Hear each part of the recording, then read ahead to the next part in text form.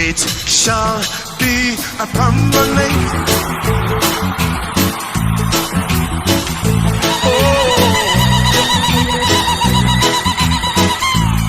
Come on, say. Nilipompigia jana majuzi, nikamwambia Bwana, ningependa ukuja uombe pamoja nasi mahali hapa. We are friends.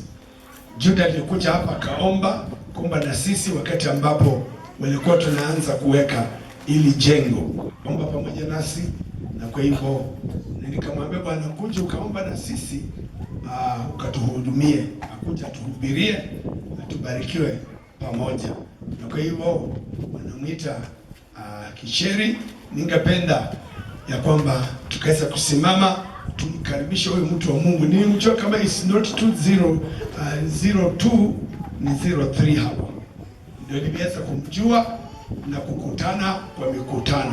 Kwa hivyo ningependa tuweke mikono yetu pamoja.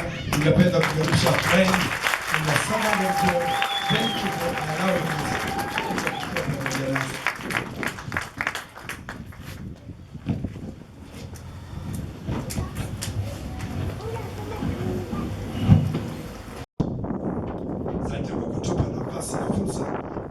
Kwamba Bwana tunaweza kusikiza neno lako. Ombi yangu ya kwamba Bwana ninaposimama kutuletea neno, naomba kwamba tunamuunganisha na mbingu. Tunaomba Bwana akatuletee neno la masaa, neno ambalo Bwana umetupangia. Asante kwa wale wote Bwana watakapokuwa wakisikiza neno lako, hata wale kule nyumbani wakisikiza neno lako, naomba Bwana ukawahudumie. Katika jina la Kristo Yesu tuomba na kuamini.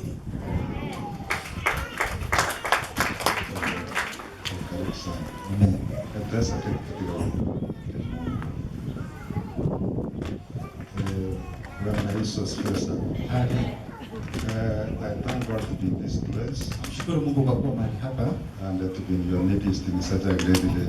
Na kuwa kati yenu katika siku hii kuu. Thank you, Pastor, for allowing me to be in this land. Na kushukuru mchungaji kwa kunikubalia kuwa mahali hapa. And even as we continue serving God in this land. Na hata tunapoendelea kumtumikia Mungu tukiwa mahali hapa. It's good to be together and to see what God is doing. Ni vema kuwa pamoja na kuona kila ambacho Mungu anafanya. And it is very powerful when you are in your place, which you call your place. Na ni vizuri na ni nguvu sana ukiwa mahali pako unaita pako.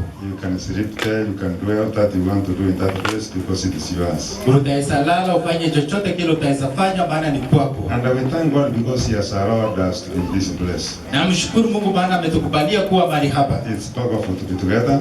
Ni nguvu sana kuwa pamoja. Even as we honor God. Hata tunapo mheshimu Mungu. He is wonderful. Yeye ni wa ajabu. So you are welcome. Kwa hivyo umekaribishwa in this great day. Katika siku hii kuu. We can offer prayer. Tutaomba. Heavenly Father, we bless you. Bwana uliye mbinguni tunakusifu. We honor you and we acknowledge your ways everlasting. Tunakuheshimu na kutambua njia zako wewe. As we break the bread of life. Tunapofunja mkate wa uzima. Minister to us, life God. Tuhudumie Mungu. Minister restoration in our lives, God. Hudumia urejesho katika maisha yetu. Minister newness in our inner man, God. Uisha maisha yetu Bwana. Release more strength, more power to operate with, oh God. Achilia nguvu mpya mingi tena katika maisha yetu. Help us to honor you, help us to glorify you. Tusaidie kukuheshimu na hata kukusifu. For you are a great God. Kwa maana wewe ni Mungu mkuu. We bless you and we worship you. Tunakusifu na kukuabudu. For we have prayed all this in Jesus' name. Maana tumeomba haya yote kwa jina la Yesu Kristo. Amen. Amen. Amen. Mungu awabariki sana kwa kitu mmefanya mpaka tuko katika mahali hapa. Nyasaba sisi ni mwana somo kimwa kwa nini mpaka tuikira. I know the pain of migrating from a place to a place. Najua ni uchungu sana kuhama kutoka sehemu moja kuelekea kwa nyingine. But God gave you enough grace to make it to this place. Lakini Mungu akawapa neema ya kutosha kuweza kuhamia mahali hapa. May continue strengthening you as you serve in this land. Na aweze kuatia nguvu mnapoendelea kumtumikia. May you continue fixing your eyes on Him as you honor Him with all your strength, with all that is within you. Endeleeni kumtazamia na nguvu zenu zote. And every forces that are meant to hinder your progress progress, we terminate them in Jesus' name. Na nguvu zozote zile ambazo zinataka kuinuka na forces of discouragement raised against your life and your family, we uproot them and cancel them in Jesus' name. Nguvu zote za kuzusha moyo tunaziharibu katika jina la Yesu Every Kristo. condition and the forces of obstruction, we sweep them away that we make it our destiny in Jesus' name. Kila utatanishi na kila vizuishi ambazo zinazuia hatima yetu tunaviharibu katika jina la Our Yesu movement Kristo. from that place to this place should be your movement from wherever you are been to another higher level in Jesus' name. Kuhama kwetu kutoka kule na kuingia hapa ni kuinuka kwetu kuelekea kiwango kingine katika jina la Yesu Forces Kristo. of doom have been grabbing whatever we have been eyeing on, but now we are here because of the grace of God. Bwana Yesu asifiwe sana. Amen. God is a great God. Mungu ni Mungu mkuu. He is a mighty God. Yeye ni Mungu mkuu. He is a marvelous God. Yeye ni Mungu wa ajabu. Bwana Yesu asifiwe sana. Amen. I'm defeated on how to move on, dear beloved. Na shiba jinsi ya kuendelea. I have two things to do in this place. Niko na vitu viwili vya kufanya mahali hapa. And I'm defeated on how to move about them, dear beloved. Na shindwa vile ya kuweza kuendelesha. But in whichever way, Lakini kwa njia yote we ile must make it our destiny. lazima tuende mpaka hatima yetu. We are in the process of migrating. Wakati ama tunapoanza kuhama, We are moving on. tunaendelea We kuhama, are moving on. tunaendelea kuhama And our great destiny. mpaka katika hatima yetu kuu. And before I say the word of God, Na kabla nishiriki neno, I'm persuaded that we must remove those bricks from there to this place. na chawishika ya kwamba tukaweze kuhamisha zile matofali kutoka huku mpaka huku. Be a guest of honor now. Na mimi mwenyewe nitakuwa mgeni wa heshima. Bwana asifiwe sana. Amen. First, don't go to sinners to seek for help. They go to their God and to their brethren and they receive help. Waumini hawaendi kwa wenye dhambi kutafuta usaidizi, bali wanaenda kwa waumini wenzao kutafuta usaidizi. And we want to move those bricks to this place. Ningependa tukaweze kuhamisha matofali kutoka Whatever kule belongs chini. to us must come to this place. Ilicho chetu lazima kiwe chetu. Bwana Yesu asifiwe sana. Amen. Mko na PayPal namba? Bwana Yesu asifiwe sana. Amen. Niliwaambia nataka kuwa kama mgeni kiheshimiwa, lakini mgeni Anasema yeye atakuwa mgeni wa heshima. because we want to move those things to this place. Maana tunafaa kuhamisha zile matofali mpaka hapa. Ninakasirisha kuona kazi imepaki imehangi. Eko ge chimone kere gazeti galete. I feel like completing things. Na jihisi kuwa kukamilisha vitu. So that God can be glorified. Ili kwamba Mungu akaweze kutukuzwa. Bwana Yesu asifiwe sana. Mungu atukuzwe. Tunaenda na M-Pesa. Utanisindikiza kidogo kile uko nacho. I know you have been working but we are still working. Najua ya kwamba umefanya kazi tena tunaendelea kufanya kazi. And God will be glorified. Na Mungu atatukuzwa. Bwana asifiwe. Business number. PayPal. Business number 86 11 36. Yes. 861 136.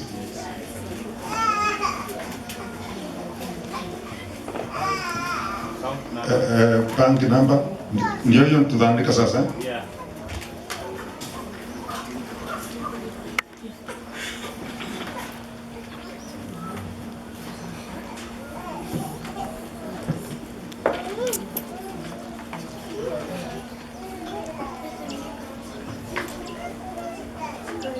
I'm suspecting pesa ileta hiyo vitu yote. Na hofu huwezi leta hizo vitu zote. Deliverance Church Chogo. Bwana Yesu asifiwe. Send. Bwana Yesu asifiwe sana. Amen. Mungu ni mwaminifu. Amen. Amen. Amen. Bwana Yesu asifiwe sana. Amen. Nilikuwa na 10,000 pekee tu na hiyo haitaleta ile kazi yote kutoka huko. Sasa tafadhali nitoka. 10,000 haiwezi maliza ile kazi yote kutoka huko. Tomwamba Hapo tunastahili kuja hapa kuunda matofali weka hapa bwana. Thank you very much. Asante sana. Amen. Asante sana. Efema sana. Bwana Yesu asifiwe sana. Tafadhali nisindikize, msinifanye nikuwe moyo. Tomwamba Hata makuta tunabeba, hata zile sanda kitu zilikuwa zimeanguka kwa tutazileta tuuze scrap. Kila kitu yetu tutahama nao katika jina la Yesu. Hatuna chochote kitabaki katika mahali pale.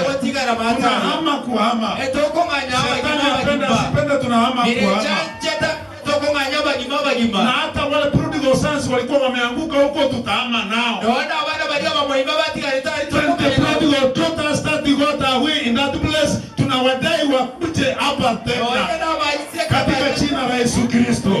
Wale wako wadaifu pia tunawatia nguvu katika jina la Yesu Kristo, warudi wakuje katika sisi la Bwana. Amen. They must come, they make a comeback. In the mighty name of Jesus Christ. We are buying them back in Jesus' name. In the mighty name of Jesus Christ. Every forces of discouragement, we cancel them. In the mighty name of Jesus Christ. In the mighty name of Jesus Christ. May the great God bless you. May the great God remember your family. May the great God remember your work. May He be engaged in your affairs. Na akaweza kuingia katika shughuli zetu. In the mighty name of Jesus Christ. Katika jina kuu la Yesu Kristo. May the great God remember you. Hebu Mungu mkuu akaweza kukukumbuka. And from wherever you are. Na kuweza kukutoa penye ulipo. And cancel every hashes that are upon your body. Na kuharibu kila laana iliyo katika mwili wako. Every fitina imeinuliwa kwako tunairudisha penye inatoka katika jina la Yesu Kristo. Jina la Yesu. Mikakati ya shetani ya kukufuata na kukuvamia tunaielekeza penye inatoka katika jina la Yesu Kristo. Kila matamuzi yameachiliwa ya kuzuilia usifike kwa hatima yako, tunayafuta kwa damu ya Yesu Kristo. Tunakiri ya kwamba hayatafaulu. Kila laana imeachiliwa. Kila maneno yameongewa. Tunakiri ya kwamba hayatafaulu. In the mighty name of Jesus Christ. We are here in the will of God. We are here because we are at the agenda of God. And the devil person has no share.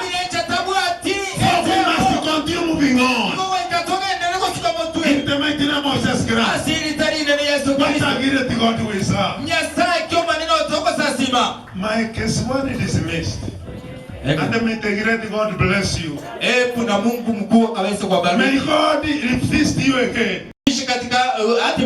Every kind of earth consumers in your life, we declare they will not be failed.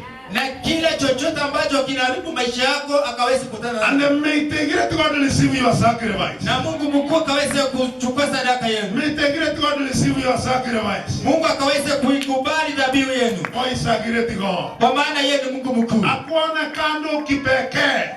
Amen. Akushughulikie kikando kipekee. Akushughulikie kibene. Ili baadaye watainua macho waseme ya kwamba ilikuwaje. Kwa maana makundi atatenda na hakuna chochote, hakuna yeyote atasuria makuu ataanza kufanya kwako katika jina la Yesu Kristo. For is a great God. Asa tusaidie kwa hii hapa, unajua mahubiri pia ikiendelea. Nafikiri una katikati hayo mtumishi anaongea ataende tujue tumeendaje. Kuna kitu pia tutaweza shughulikia kuku ifuatwe penye iko, ikiwa kuna kuku mahali ikimbizwe mahali mpaka itoe miasta yake. Bwana asifiwe sana. Ni vizuri kucalculate with the focus. Na Mungu ni mwaminifu. Kaweza kusoma kitabu cha Esther. The book of Esther.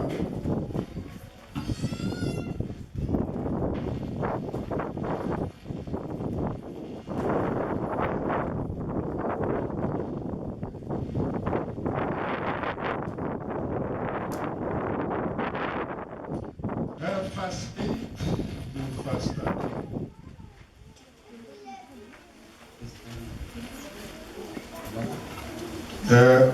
Mlango wa 3 verse 8 to 13. Esther mlango wa 3 mstari wa 8 mpaka 13. Mpaka 15. Basi Amani akamwambia, I'm sharing on going beyond the limits. nitashiriki hata kupita viwango. Kuhusu kupita kiwango, zaidi ya kiwango. Kupita zaidi ya kiwango. And Aman said unto King Ahasuerus, there is a certain people scattered around abroad, and it sparse among the people in all the provinces of your kingdom, and their laws are diverse from all people. Neither keep they the king's laws, therefore it is not for the king's profit to allow them. Basi Amani akamwambia Mfalme Ahasuero, kuna taifa moja waliotawanyika na kukaa mahali katikati ya taifa walioko katika machimbo yote ya ufalme wako. Nao sheria zao zimefarakana na sheria za kila taifa, wala hawasishiki amri za mfalme. Kwa hiyo haimpasi mfalme kuchukuliana nao. If it please the king, let it be written that they may be destroyed, and I will pay 10,000 talents of silver to the hands of those that have the charge of the business, to bring it into the king's treasuries. Basi mfalme akiona vema na iandikwe kwamba waangamizwe, nami nitalipa talanta 10,000 za fedha mikononi mwao watakaosimamia shughuli hiyo, wasiweke katika hazina ya mfalme. And the king took his ring from his hand and gave it unto Aman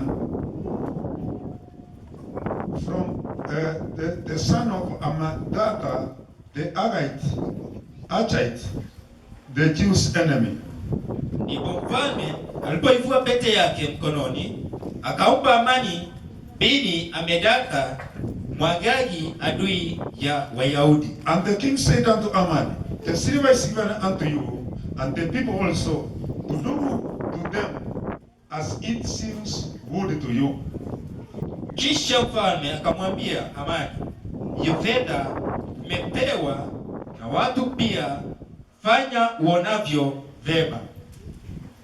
Then were the king's scribes called on the 13th day of the first month, and there was written, according to all that Aman had commanded unto the king's lieutenants, and to the governors that were over every province, and to the rulers of every people of every province, according to the writing thereof, and to every people after their tongue, after their language, in the name of King Ahasuerus was it written, and sealed with the king's ring.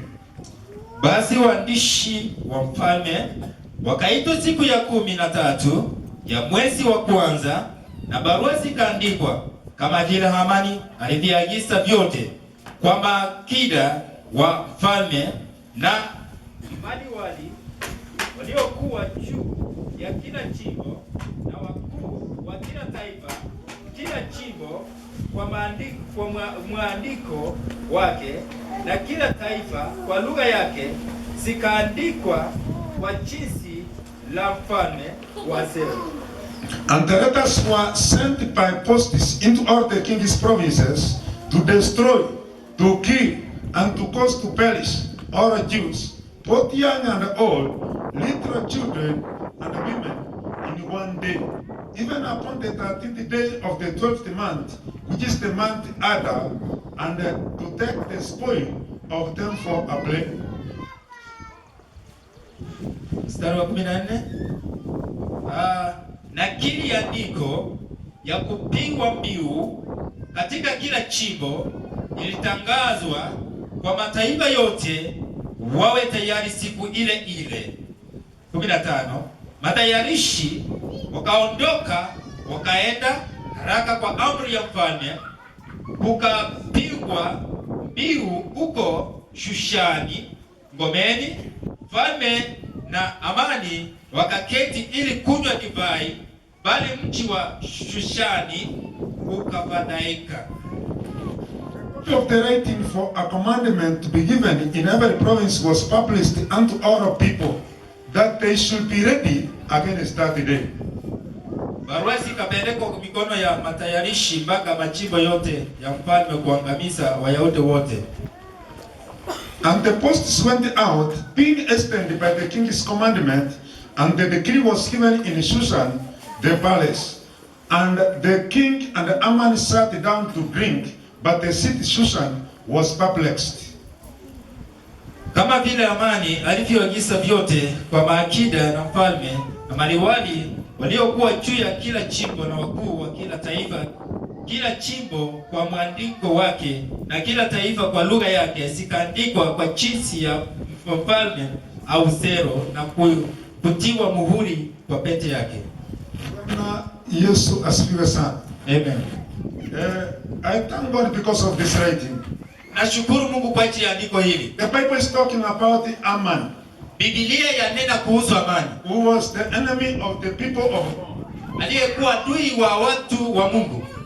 And the Bible is talking about what was taking place. Na Biblia yanena kuhusu yale yaliyokuwa yanatukia. Aman hated the people of God. Amani alikuwa anachukia watu wa Mungu, the Jews, Wayahudi. And he hated Mordecai, who was also at the gate of the palace. Na alichukia Mordekai aliyekuwa katika lango lile. Who was a Jew.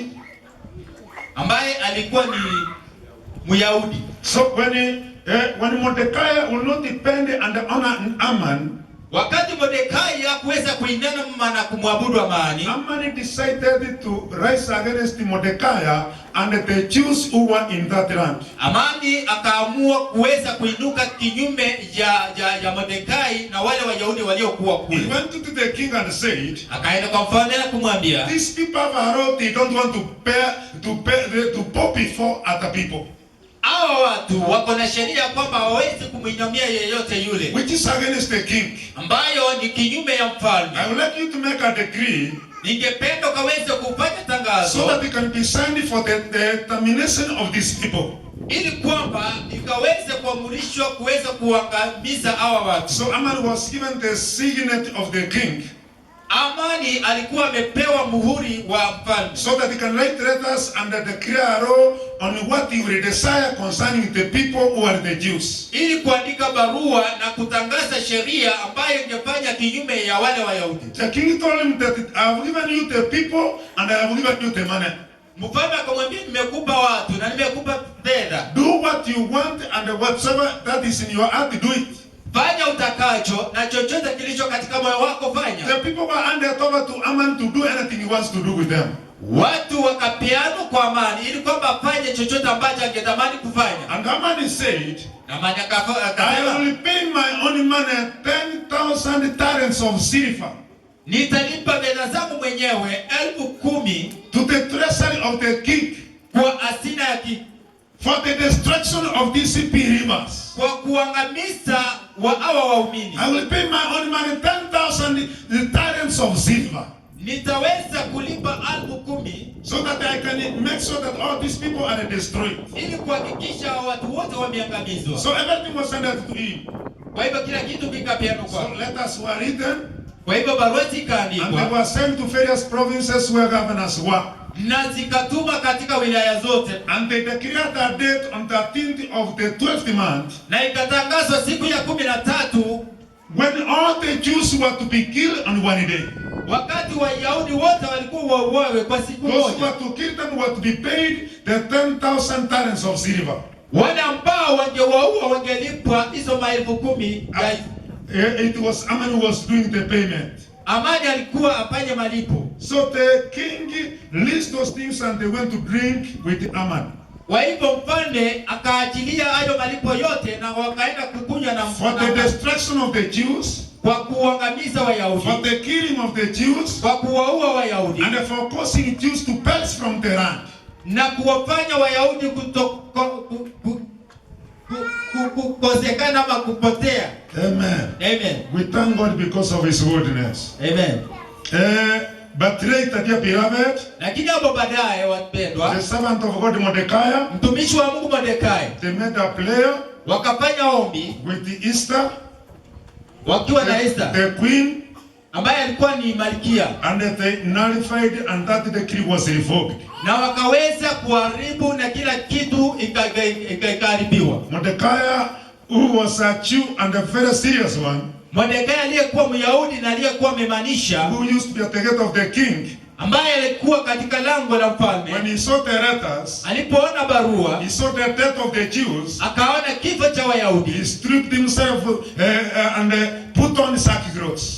akaweza kufua mavazi yake na kuweza kuvaa mavazi ya gunia, And they started crying very loudly into the city, na akaweza kuanza kulia kwa nguvu sana katika mji ule, approaching the gate into the palace. akiukaribia mlango wa But hekalu. nobody was allowed to get into the palace with sackcloth. Hakuna yule ambaye angeweza kukaribia ikulu akiwa na magunia. Esther sent clothes to Mordecai.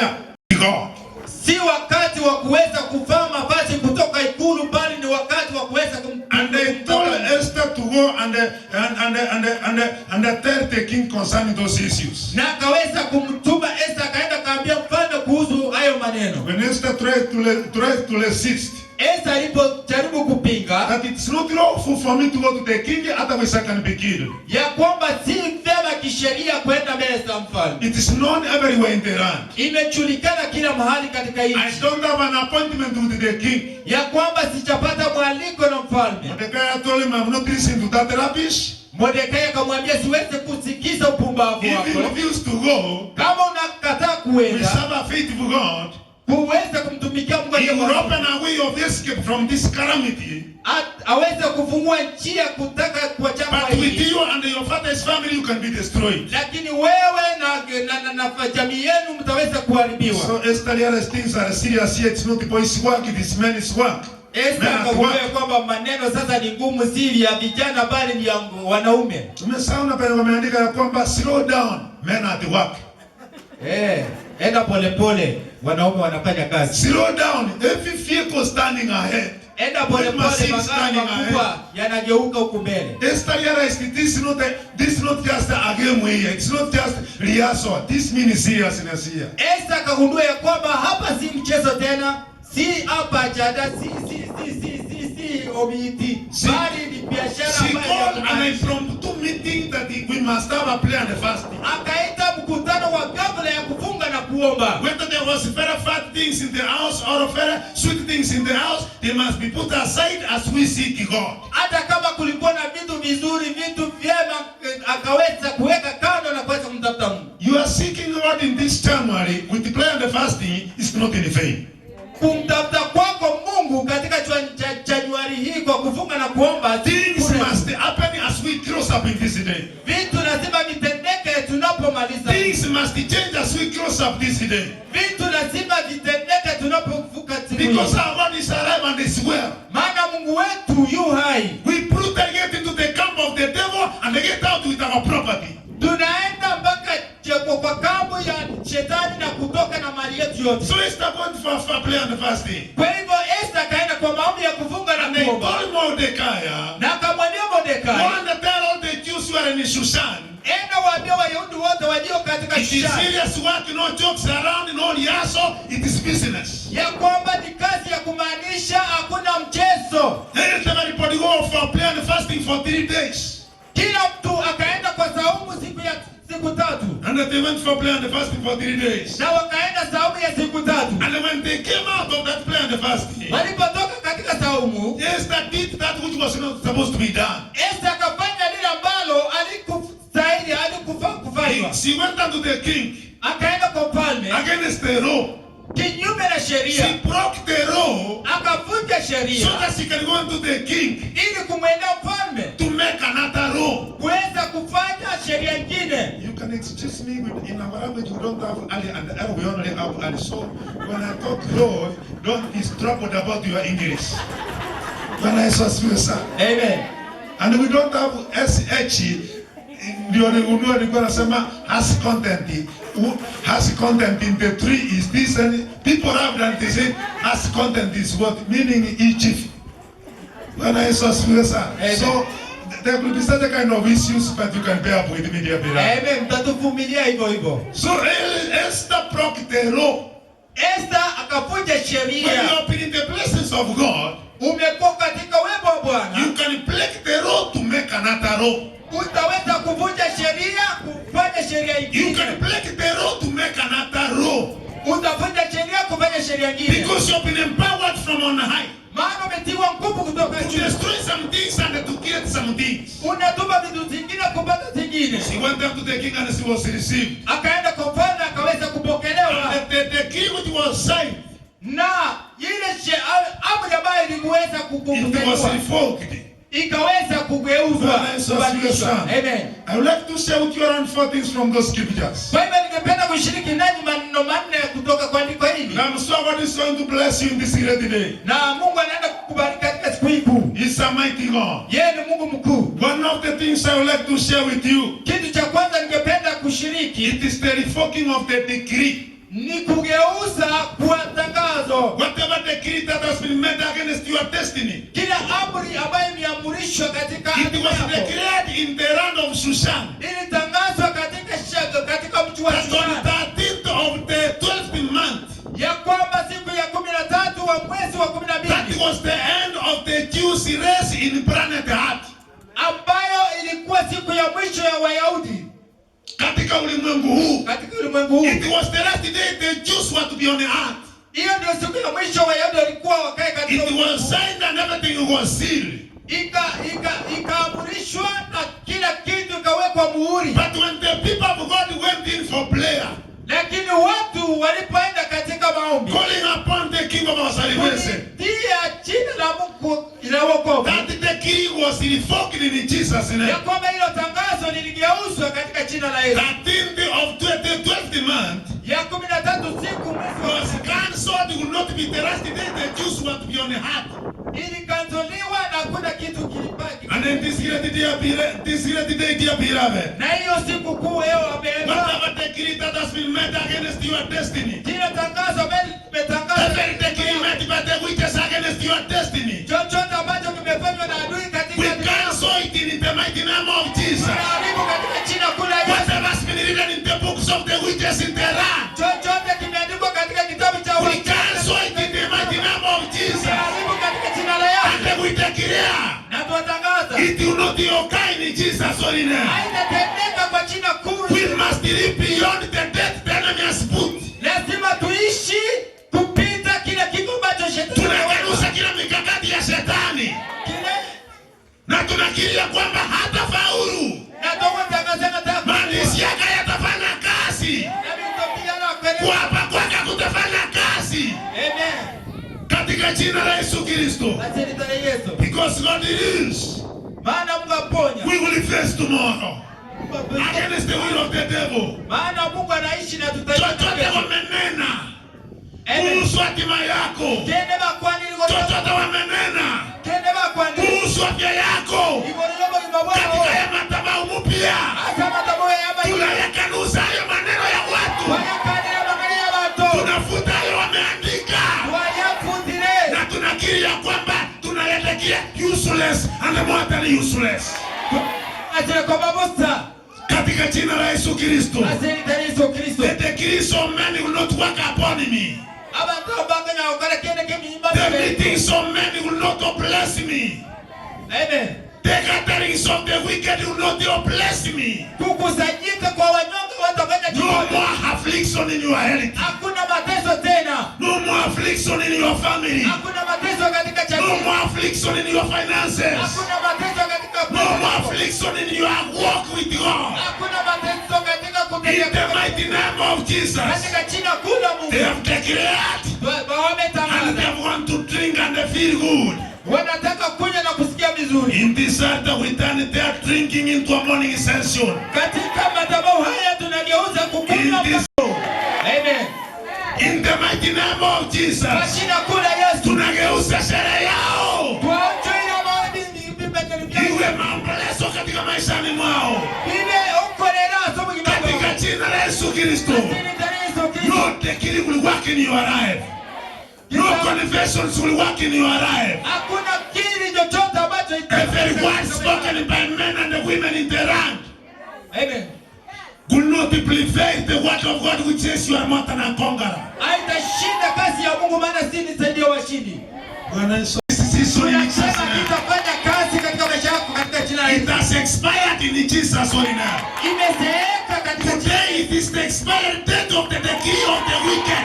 Leo ndio siku ya kuzeeka wa tangazo ya muovu. Whether they like it or not, we decree and we denounce. Wakubali wakatae, tumekataa. It will never work in our lives this season. Itafanya kazi katika. They have been doing a lot of gymnastics in our heritage, in our families, in our walk with God. Amen. We terminate that rubbish in Jesus' name. Tunaharibu utamu wote katika jina la Yesu. For God is a great God. Maana Mungu ni Mungu mkuu. Hamani alilipa. Akawanyima kila raha ambayo ingetoka. Because he was against the people of God. Maana alikuwa kinyume na watu wa Mungu. 10,000 talents at that time. Ya kwamba hiyo dinari 10,000 katika wakati huo. We are talking of millions. Tunaongelelea mamilioni. That's how the wicked is sacrificed for our lives. Hapo hivyo ndivyo wale waovu wanafanya katika maisha And yetu. I beseech you by the mercies of God. Na wasii kwa rehema za Mungu. Run to them, sacrifice in the earth of God as God enables you. Kimbilia na weka dhabihu katika madhabahu ya Mungu vile Mungu anakupa. There will be a mattress will be walking over to your destiny.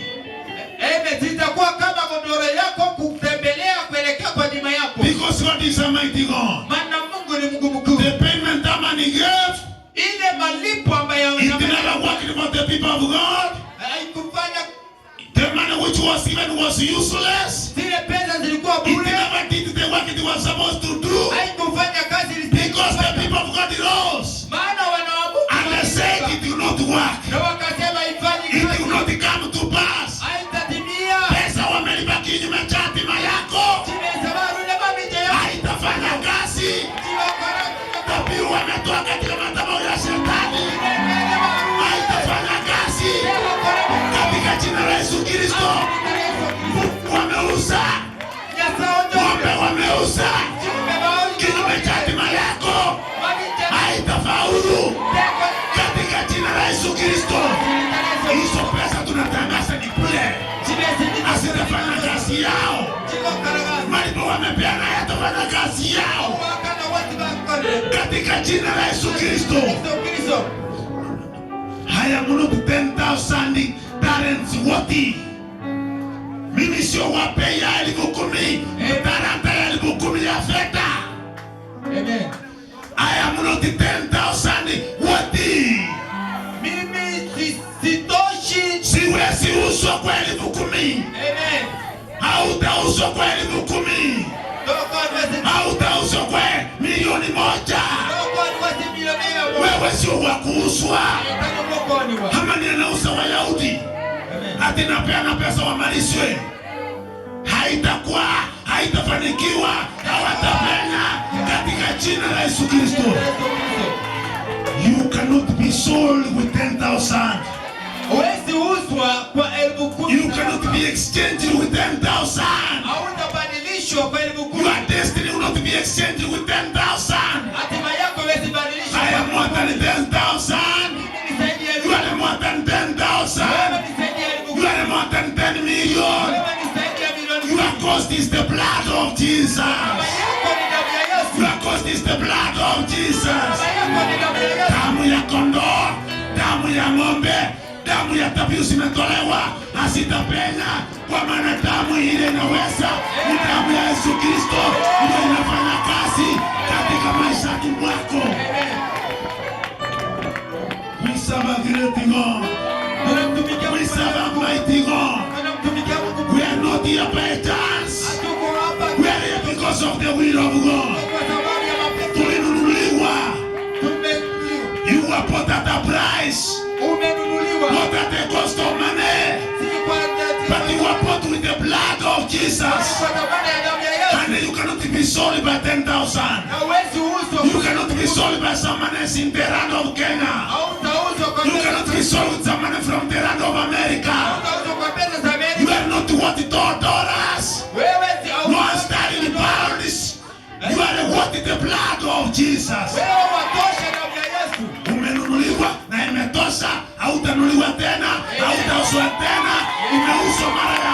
Yesu. Umenunuliwa. You are God's property. You are God's agenda. In the mighty name of Jesus. He's a great God. He's a great God. None is to be glorified but him. Bwana Yesu asifiwe sana. Mungu ni mwaminifu. Wapendwa walipoamua kumtafuta Bwana. Na Mordekai akiwa amekasirika. Anataka kuingia ikulu akiwa amevaa nguo ya zajifu.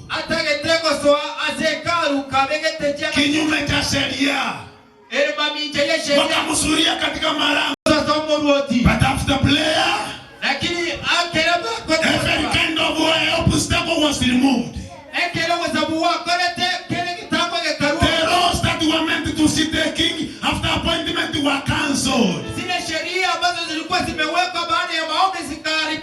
Mahali popote ninasema wapendwa, unajaribu kuzuiliwa usiingie.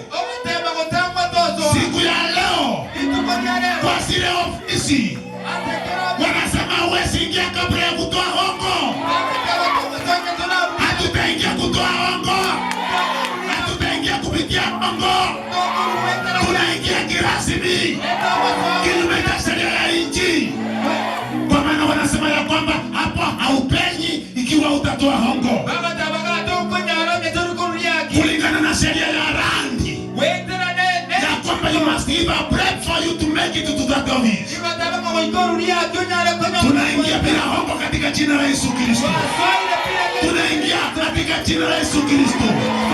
Biashara yetu tunaingia katika jina la Yesu Kristo. Bila hongo tunaingia. Bila hongo tunaingia katika jina la Yesu Kristo. Kila vizuizi wameweka tunaondoa.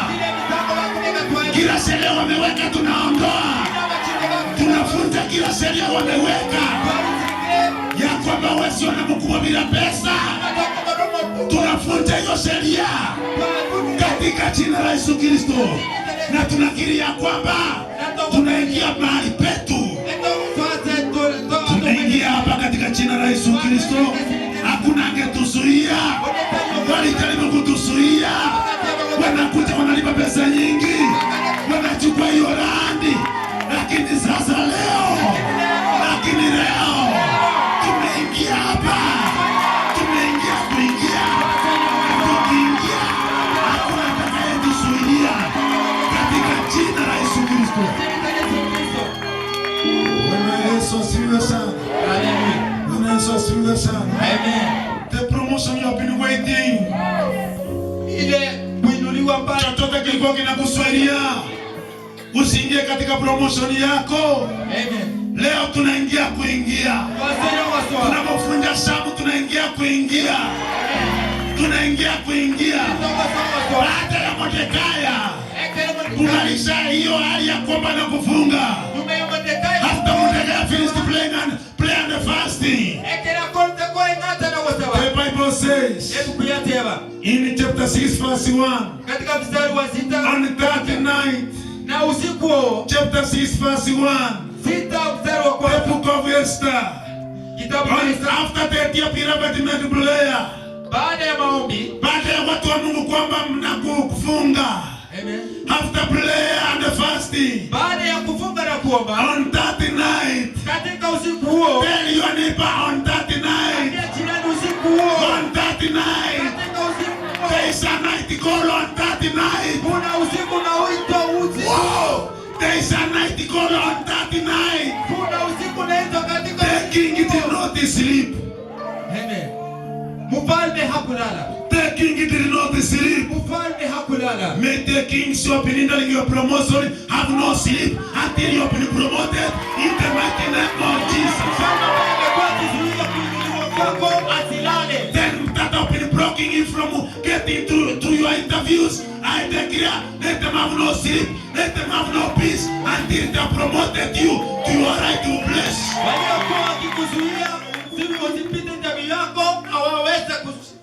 Vizuizi wameweka, mikorogoto wameweka, tunaiondoa. Tunakiria kwamba utaingia katika sehemu yako bila kuzuia.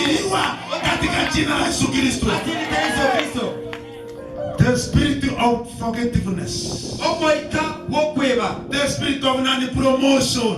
Omoika wokotakiniwa. That has been blocking you from your destiny. Ambayo imekuwa kizuia hatima yako. We contend against it in Jesus' holy name. Tunaikemea katika We sweep it away in Jesus' holy name. tunaifagia katika jina la Yesu. In the mighty name of Jesus Christ. Kwa jina kula Yesu. Then the king asked, Na mfalme akauliza, what has been done to this Mordecai? ni kipi kimetendeka katika Mordekai? What good has been done to this Mordecai? Ni nini imetendeka katika Mordekai? For the good he did in the land. Kwa yale mazuri ambayo alikuwa amefanya And katika they said, nchi. nothing has been done. Akasema hakuna chochote ambacho And kimefanyika. the king went to look for notes. Na mfalme akaenda kutafuta maandiko. Those people were in leadership. Wale ambao walikuwa katika What should mamlaka. be done to somebody who has done wonderful things like Mordecai around? Kile ambacho kingetendeka kwa watu kama Mordekai ambao walikuwa wamefanya mambo mazuri. And he was told to be fated to be next to the king, should light the house of the king, should be blessed all over the city around as they sing about him, and clearly this is the man who has done great things. Angepepwa kwa farasi wazuri, akaweza kuimbiwa nyimbo zote mzuri ya kwamba yeye ndiye mfalme mkuu katika mji. When I saw son, Amen. that's what the king was given. Hiyo ndio mfalme alipewa. Every forgetfulness concerning Mordecai was uprooted wherever it was buried. It was lifted from there and it was exposed in the public that it needs to be attended to. Kila kuzaulika ya yale ambayo Mordekai alikuwa amefanya kiliweza kumolewa na kuweza kuinuliwa kila mtu. The good you have done in the land. Yale mazuri umefanya katika nchi. The good you have done in the vineyard of God. Mazuri umefanya katika chama ya Mungu. May God remember you. Hebu Mungu akawakumbuke. And bring to remembrance to those who are responsible. Na akaweza kuleta kama kumbukumbu kwa wale ambao so that they can remove you from being a doorkeeper to being in the palace.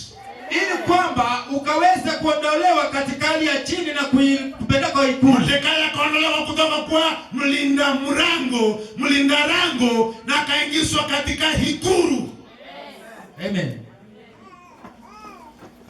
May you be removed from being mlinda mrango.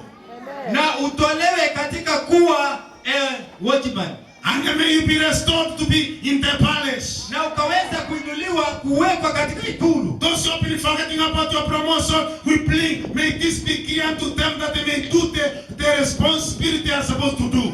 Wale ambao umesaulika katika kupromotiwa na wakaweza kujua ni yepi ambao wanafaa kukufanyia. Because God is a great God. Maana Mungu ni Mungu mkuu. He is a mighty God. Yeye ni Mungu mkuu. Whatever has been in your promotion, chochote ambacho kimezuiliwa, we declare let it be released in Jesus' holy name. Tunaomba ikaweze kuachiliwa kwa jina la Yesu. You must come from being a gatekeeper into the palace. Utainuliwa kutoka mlinda lango mpaka kwa ikulu. You must ride on the horse of the king in Jesus' name. Lazima utembelee farasi You are eating up, it must change.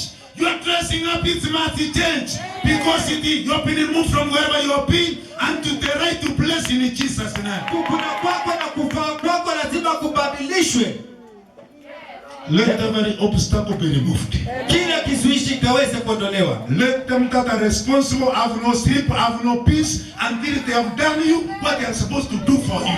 Wacha na kila wahusika wote wasipate amani mpaka wakufanye kile unastahili kufanya. Watoto wako wameelekezwa kwinginepo, tunakiri ya kwamba waelekezwe kwako katika jina la Yesu Kristo. Amen. Tabiu zimetolewa na madawa hofu, zinaelekeza wateja kwinginepo, tunasema ya kwamba warudi katika jina la Yesu Kristo. Amen. Bwana Yesu Kristo asifiwe sana. Destruction was reversed. Na kwamba uharibifu ulibadilishwa. Maangamizi yalikuwa yameandaliwa kwa wateule, yaligeuzwa yakaangukia maadui wao. The king revoked decree and said, kwamba mfalme akageuza tangazo na akasema, we cancel the writings of Haman and the wish of Aman in the land. Tunaharibu maandiko ya amani pia na sheria za amani katika nchi. And let Mordecai write what he wishes. Na wacha Mordekai andike kila ambacho anajisikia. Should be done in the land. Now it's the second in the command. Ya kwamba kitakachofanywa katika nchi, maana yeye ndiye wa pili katika kuamrisha. And they said, na ikasemekana, let all the enemies of the Jews be cleared. Wacha maadui wote wa Wayahudi wakaweze kuangamizwa. Cleared and forwarded, the clearance office. Wakaondolewe na kuchukuliwa. Bwana Yesu asifiwe sana. Amen. And let all the sons of Ammon experience the dance Ammon had prepared for me on those arrows. Na wana wote 10. Vijana 10 wa Ammon. Vijana 10 wa Ammon. Wanyongwe kwa kile kinyonga Ammon alikuwa ameandaa kwa ajili yangu mimi Mordekai. Bange ntoko ngento kolia Amani abete kako bagera. And the king said, that is wonderful. Let it be done speedily. That is urgent, emergency. Na mfalme akasema ajabu, wacha ifanywe haraka sana. People are ready to do it. They should have done it very fast. Watu wako tayari kufanya, wangelikuwa wamefanya hiyo. The 10 sons of Ammon were armed. Wana 10 wa Ammon wakaweza kunyongwa. And the 500 people who were armed with the pangas to clear the Jews were cleared. Na watu 1500 ambao walikuwa angamiza Wayahudi wakaweza kuharibiwa. And the king went to Esther and asked. Na mfalme akaenda kwa Esther akamuuliza. Bwana Yesu asifiwe sana. Amen. In chapter 9 verse 12. Mstari wa And Ammon have been killed. What is your other request? Baada ya wana wa Ammon na Wayahudi wote kuangamizwa, tena unatamani gani nini? Bwana Yesu asifiwe sana. Amen. Dear beloved saint, we thank God because of His goodness. Whatever evils that have been forged against your life, maovu yote ambayo imepangwa kinyume ya maisha yako, we declare this secret altar. Let it be reversed to the whosoever who have been planning for our destruction in Jesus' holy name. Kwamba yakaweza kurudishwa kwa wale. The spirit of death that has been forged against us. Roho ya kifo ambayo imeundwa kinyume nasi. The spirit of death that has been raised against us. Roho ya kifo imeundwa kinyume nasi. The spirit of grabbing and the corruption that has been raised against us. Roho ya unyanyasaji ambayo we reverse it to the honors in Jesus' holy name. Let it cause the mighty destruction in the camp of the enemy. In the mighty name of Jesus. Katika kambi ya maadui kwa jina la Yesu. Bwana Yesu Kristo asifiwe sana. Amen. He's a great God. Yeye ni Mungu mkuu. He's a great God. Yeye ni Mungu mkuu. He's a mighty God. Yeye ni Mungu mkuu. You must get to your destiny. Lazima uishi kwa hindrances to your marriage that have been put upon you through witchery, through conversions of some holy mamas or holy saints in this altar, we declare, let them be removed, and we contend against the very force and declare, get into your destiny in Jesus' name. Vishuishi vyote kinyume na ndoa yako ambazo zimewekwa na wachawi na wamama na watu wengine zikaweze kuondolewa kwa jina la Yesu. Wars that have been forged against your family, misunderstanding that have been forged in your family, spirits of wastage that have been forged in the family, spirits of drunkenness that have been forged in your family, we now reverse to the observers who have been forged in them against us in Jesus' holy name. Amen. We reverse it to the senders. We reverse it to the senders. We reverse it to the senders. In the mighty name of Jesus. In the mighty name of Jesus. Misunderstanding that has been cast into our marriage. That has been cast into our marriage. Spirits of adultery that have been cast into our marriage, interfering with our marriage. Now with one accord we reverse them to where they came from. We reverse them to where they came from. In Jesus' holy name. Spirits of fornication forging against our children, we uproot it from our children and we cast it away. In the mighty name of Jesus. For God is alive. Amen.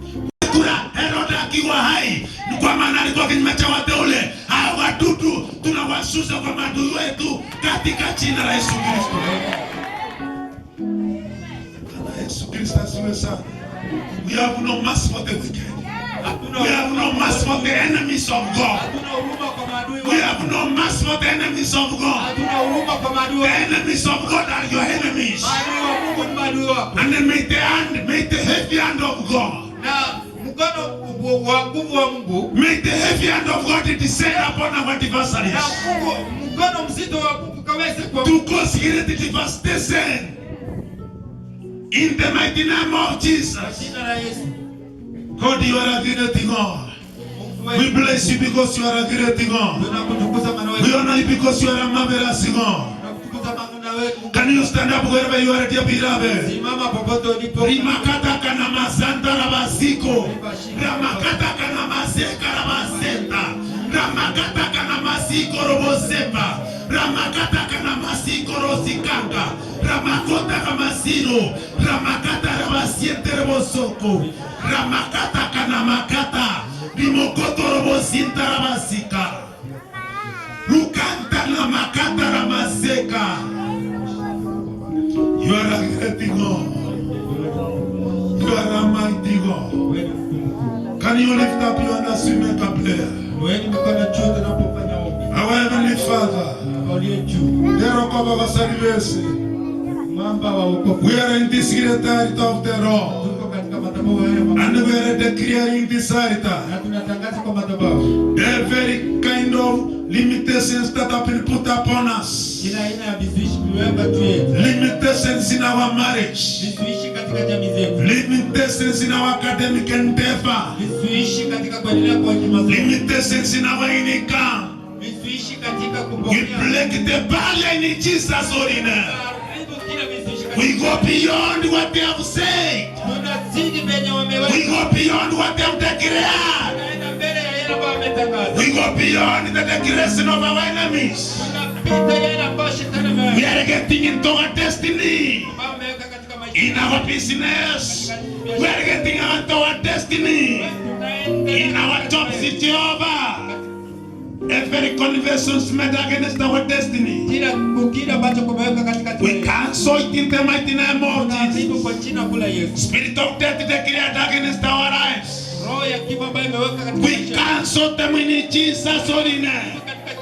Whatever has been written against our destiny, whatever has been written against our destiny, we cancel and nullify in Jesus' holy name.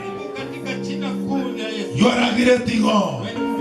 Every forces of the enemy that hindered the promotion of Mordecai, we declare this great area. The spirits that are hindering promotion in the beloved, in this actor, we remove those obstacles in Jesus' holy name. We uproot those works of the devil in Jesus' holy name. In our earth we declare, let our earth be released that we may rejoice again.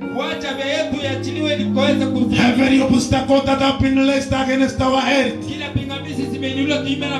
every purposes of the enemy we cancel, we nullify in the mighty name of Jesus. We now migrate from where we have been in our earth into our right blessing in Jesus' holy name. We migrate with our families from the world of poverty into the world of plenty in Jesus' holy name. We migrate with our families from every quarreling and every misunderstanding into our place of joy and unity in the mighty name of Jesus. We declare salvation in our families. We declare deliverance in our families. We declare freedom in our children in the mighty name of Jesus. No limitations. Whatever evils the enemy has forged against us, let it bounce back. Let it bounce back. Every thoughts that are exalting themselves against the knowledge of God, every imagination control to your servants in this area, kufikiria mbali zinainuka kinyume. We put them down in Jesus' holy name. Tunairudisha chini kwa jina. We nullify the agenda of the devil in Jesus' holy name. Tunaharibu mipango ya shetani kwa jina. We declare failure to the camp of the enemy in Jesus' holy name. Tunatangaza kuanguka katika jeshi ya shetani. Failure to every gathering raised against us in Jesus' holy name. Kuanguka kila kusanyiko ambalo limepangwa kinyume na We bless you, Jehovah. tunakutukuza. We worship you, Jehovah. Tunakutukuza. We declare this blessing only for your use, Tunatangaza mahali hapa kuwa patakatifu. only for your honor. Patakatifu kwa Men shall come from west and the east, watu watatoka katika mashariki na magharibi. others from the north and others from the south, Wengine kusini, wengine kaskazini. as they reach unto this wonderful act of God. Wanapokaribia madhabahu yenye May they encounter with your blessings. hebu unawakutane na May they be experience a transformation in their lives. na ukaweza kupata kubadilishwa katika maisha yao. May their eyes be open to perceive the things of the Spirit. Macho yao yakaweza kufunguka, wakaweza kuona mambo. We bless you and we worship you, Tunakutukuza na kuabudu. for you are a great Kwa God. maana wewe ni mkuu. Bless your servants in this altar. Bariki watumishi wako katika madhabahu. Bless your dear beloved in this altar. Bariki waumini katika madhabahu haya. And an encounter with obstacles on their way to their destiny. Na kutana na kila vizuishi ambazo zinazuia hatima zao. May you be honored and may you be exalted. Hebu na ukaweze kutukuzwa na We bless you and we honor you. tunakutukuza na kuinua. For we have prayed all this Maana tumeomba haya yote in the mighty name of the Lord Jesus. kwa jina kuu la Yesu Kristo. Amen. Amen. May everybody say amen. May everybody say amen. Shetani apenda asipenda, tunasema amen. Again tunasema amen. Mara ya tatu tunasema amen.